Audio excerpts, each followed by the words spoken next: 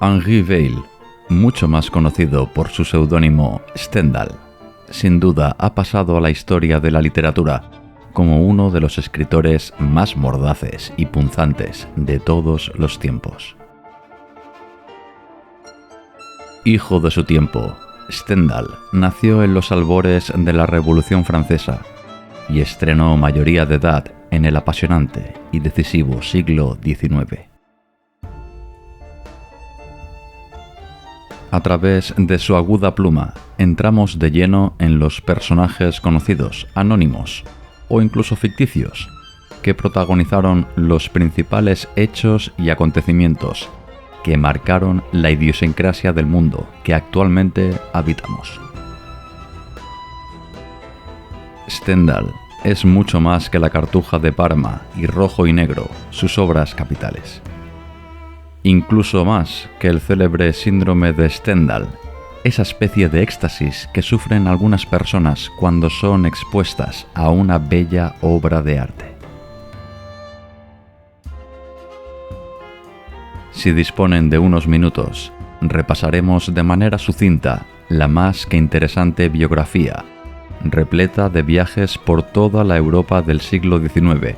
En definitiva, la vida y obra de uno de los escritores más brillantes de la literatura francesa y universal. Pero para conocer mejor al personaje, ya saben, hemos de situarnos en contexto.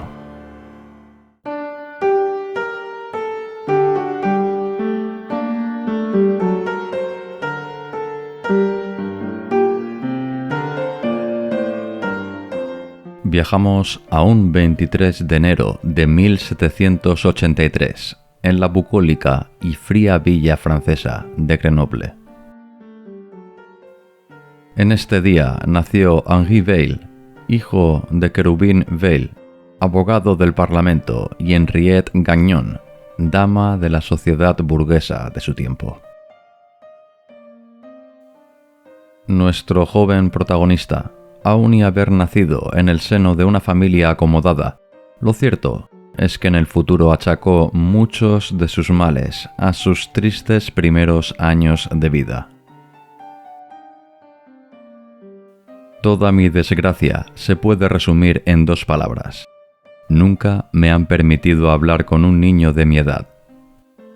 Y mis padres me honraron con atención continua.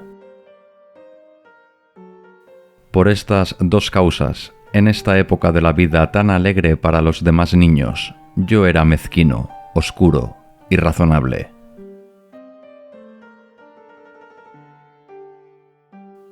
Estas son las crudas palabras de Stendhal sobre su infancia, dividida en un desprecio acérrimo a su padre y un amor exacerbado por su madre.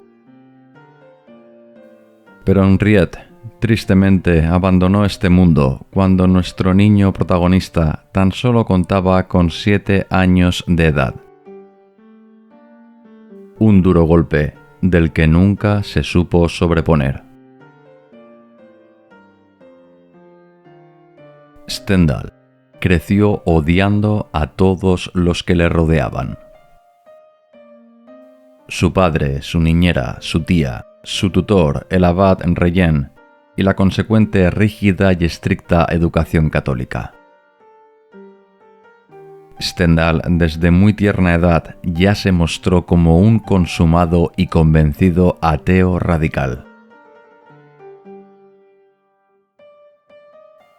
Stendhal, tan solo cuando contaba con 5 años de vida en este mundo, fue espectador del conocido como Día de los Azulejos, un motín que fue el prólogo del nuevo orden que traería la Revolución Francesa. Este acto enfervoreció aún más el precoz espíritu contestatario y rupturista de nuestro joven protagonista. Tras el triunfo de los revolucionarios, Querubín Weil, su padre, fue encarcelado, sospechoso de simpatizar con el antiguo régimen. En los próximos años, su tutor, el abad Reyen, huyó de la justicia y su tía Séraphie falleció. Stendhal se quedó solo a la edad de 14 años. Por fin se liberó de sus pesadas cadenas familiares. París era la ciudad del momento, el epicentro de la revolución que recibía con euforia las increíbles victorias del adalid de los rebeldes en todos los campos de batalla europeos. Hablamos, cómo no, de Napoleón Bonaparte. El adolescente Stendhal se perdió en un mar de ensoñaciones propio de su edad. Deseaba convertirse en un célebre autor de comedias, cuya fama e ingenio seducieran a cuantas damas se pusieran en su camino. Lo cierto es que Stendhal ni siquiera asistía a las clases en la escuela politécnica. Pero ahí estaba su tío, Noël Darou, que harto de la vida disoluta de su sobrino, no dudó en meterlo en cintura, alistándolo en el ejército. Stendhal marchó hacia Italia.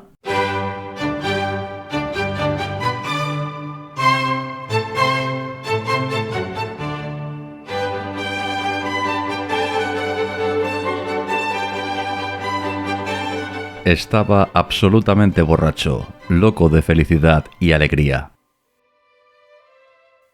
Aquí comienza una era de entusiasmo y felicidad perfecta. Estas fueron las palabras del adolescente Henri Beyle, de tan solo 18 años de edad, en su primera experiencia militar. Si bien el joven en su tiempo libre gozó de las delicias de la ciudad de Milán, lo cierto es que cumplió con su cometido y participó en la decisiva batalla de Marengo, saldada con una trabajada victoria de las tropas napoleónicas.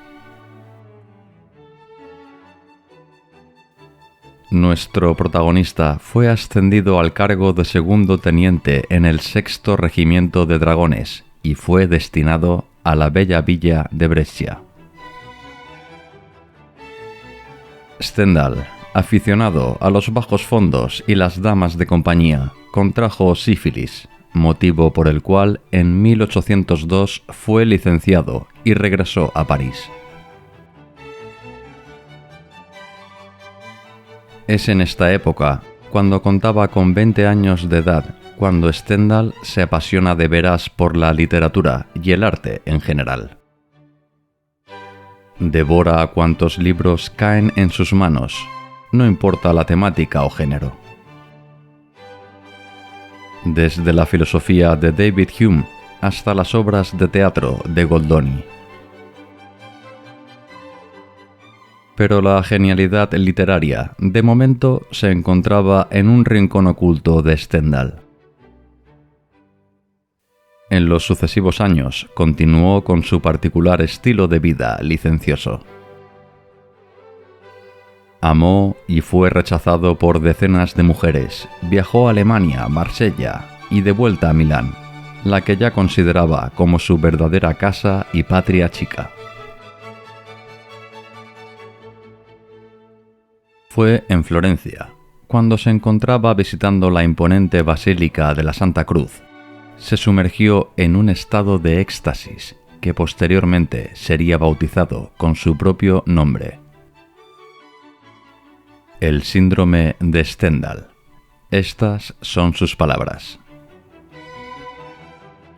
Absorto en la contemplación de la belleza sublime, la vi de cerca, la toqué, por así decirlo. Había llegado a este punto de la emoción donde se encuentran las sensaciones celestiales que dan las bellas artes y los sentimientos pasionales. Saliendo de la Santa Cruz, mi corazón latía, lo que llaman nervios en Berlín. La vida se agotaba, caminaba, con el miedo de caer. Después de una gira por las principales ciudades de Italia, en 1811, Stendhal regresa a París y comienza a redactar Historia de la pintura en Italia, su primera obra de importancia. Por desgracia, la guerra no paraba en el seno de Europa. Napoleón congregó un ejército de casi 700.000 soldados, la Grande Armée, que marcharía a la Rusia liderada por el zar Alejandro I. Stendhal participó en esta gran campaña, inicialmente dentro del cuerpo de correos. Pero el plan de invasión napoleónica, ya sabemos, se tradujo en un rotundo fracaso. Stendhal a duras penas consiguió huir de suelo ruso, perdiendo en el camino incluso su estimado manuscrito de su primera obra. Tras multitud de sucesos, incluida la abdicación de Napoleón en 1814, Stendhal se asienta definitivamente en Italia, ahora dominada por los austríacos. Lo francés ya no estaba de moda. Stendhal retomó la redacción de su historia de la pintura en Italia, así como un libro titulado Vidas de Haydn, Mozart y Metastasio, obra que rápidamente y con motivos fue acusada de plagio.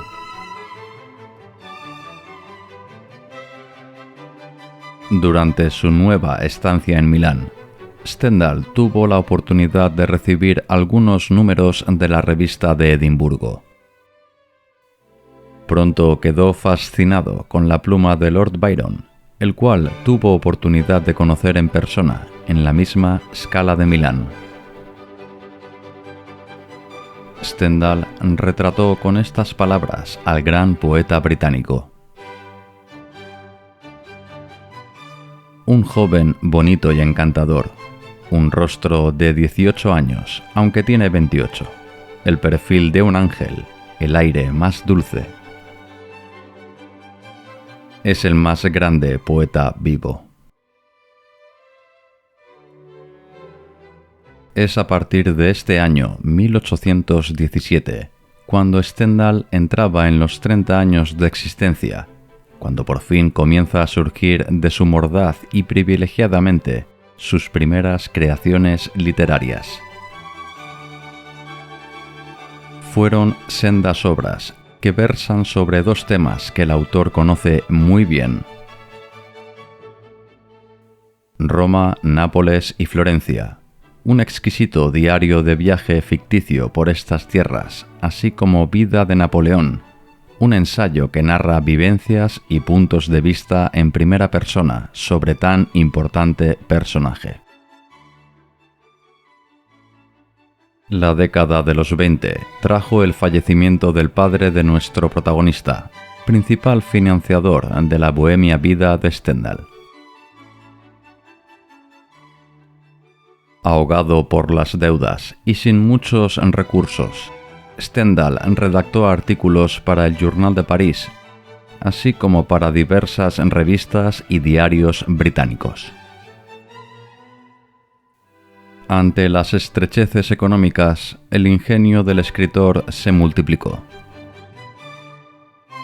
En 1827 salió a la luz Armancia, su primera novela inspirada en otro fracasado amor con una influyente burguesa llamada Matilde Viscontini.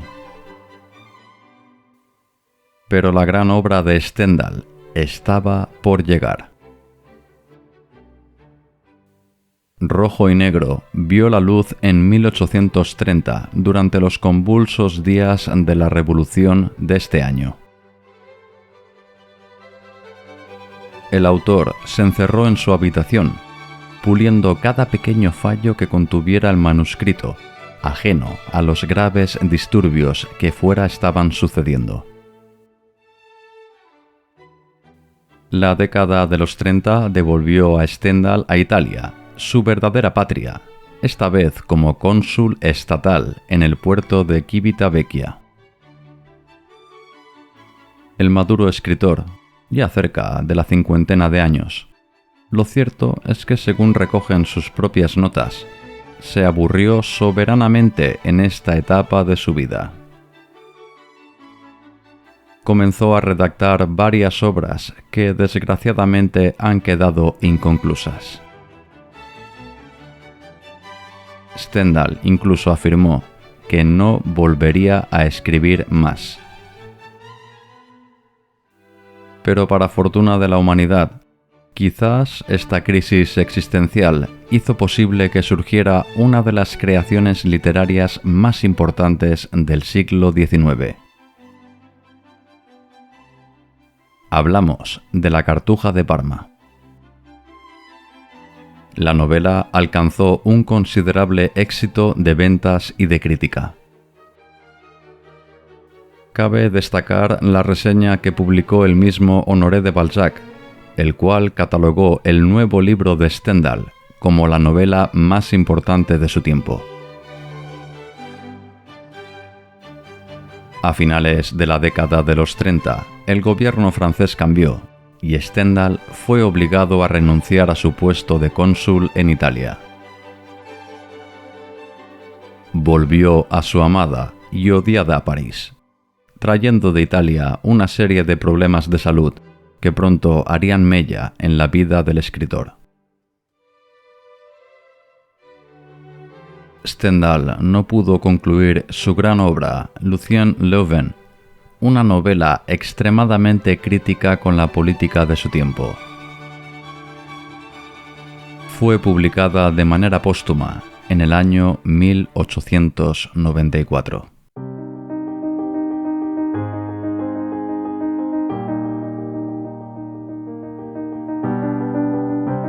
En 1841, Stendhal sufrió un ataque cerebrovascular del que nunca se pudo recuperar. Falleció tan solo un año más tarde, un 23 de marzo de 1842, tras sufrir otra crisis en plena calle. Su cuerpo fue enterrado en el cementerio de Montmartre, lugar donde hoy en día su tumba se mantiene intacta y siempre llena de recuerdos y ofrendas de sus seguidores, casi 2 siglos después de su existencia. Esta es la vida y obra de Henri Weil, más conocido por su seudónimo, Stendhal. Un escritor mordaz y satírico como ningún otro, a la par que preclaro y brillante.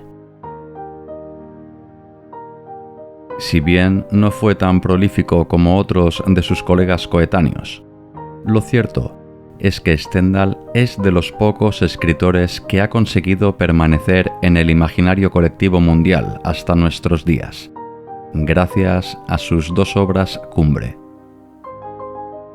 La Cartuja de Parma y Rojo y Negro.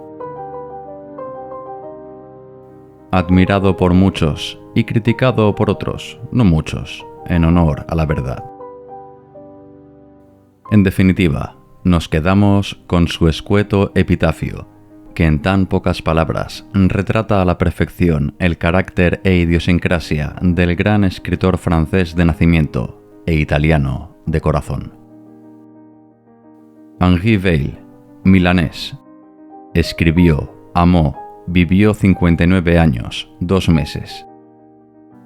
Murió el 23 de marzo de 1842.